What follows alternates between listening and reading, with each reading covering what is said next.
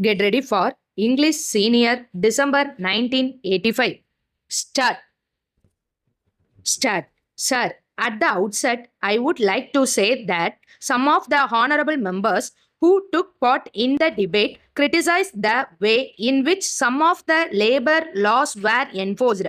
I was very much surprised when one honorable member said that the present state of things was not in any way better than what it was some years ago. In this connection, I should like to tell the House that we have progressed very far from where we were some years ago. I have no doubt that every honorable member of this House will remember that this legislator has passed some useful laws. They will remember the laws which make provision to relieve the difficulties of the shop assistants and hospital employees. They are two important pieces of legislation so far as the Non-Power Factories Act is concerned. It contains what has been done by the Government of India now in the Factories Act. So I claim that Tamil Nadu has been taking necessary steps to introduce legislation for the welfare of labor, whether it be in big factories or in factories which do not employ power. To that extent, I claim that the state of affairs has improved considerably. Now, coming to the general condition of labor, whether it be from the point of view of wages or other amenities, the laws that have been passed are not allowed to remain on paper, but they are enforced in practice. We have today a large staff of factory inspectors. They go about and inspect the various factories. I can inform the honorable members that in addition to them, there are 3 women inspectors to look after the welfare of women and young workers. This is a step in the direction of improvement from what it was a long time ago. So, I should like the honorable members to remember that things are not as they were before and that we have been making progress gradually, not only in the matter of welfare of labor in industry but also in the matter of agricultural labor. The government have been trying to do their best. For instance, I would like to refer to the press note that has been issued by the government today about the assignment of house sites to agricultural labor.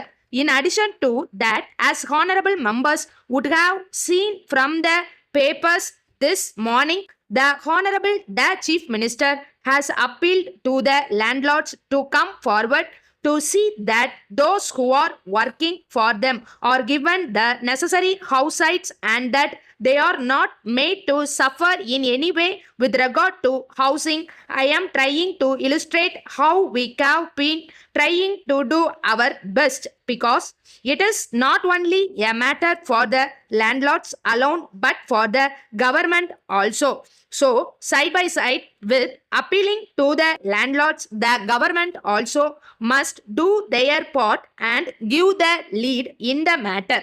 In regard to the industrial disputes in the state, it has been mentioned by some honorable members that the police have been helping the management more than labor. So, the honorable members have suggested that in the matter of industrial disputes, the police should not be there.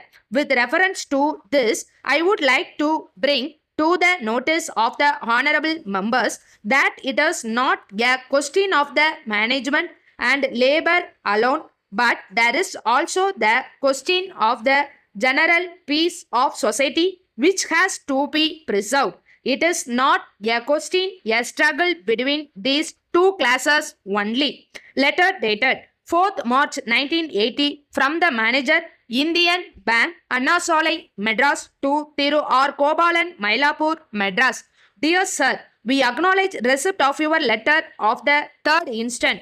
We are glad to furnish the information required by you. We take this opportunity to thank you for your kind inquiry. As you are aware, our bank is one of the premier banks in the country. We have several branches spread all over the country and also abroad. We have the largest number of customers in view of the fact that our bank provides all sorts of facilities to our customers. It is also a matter for satisfaction that we offer the highest rates of interest on all kinds of deposits as far as possible. In this connection, we enclose here with a pamphlet which mentions the various particulars that may be required by you. The officials in any of our branches will be able to clear any doubts that you may have in this regard. You are always welcome for a meeting with us, and we will be only too glad to supply you further information.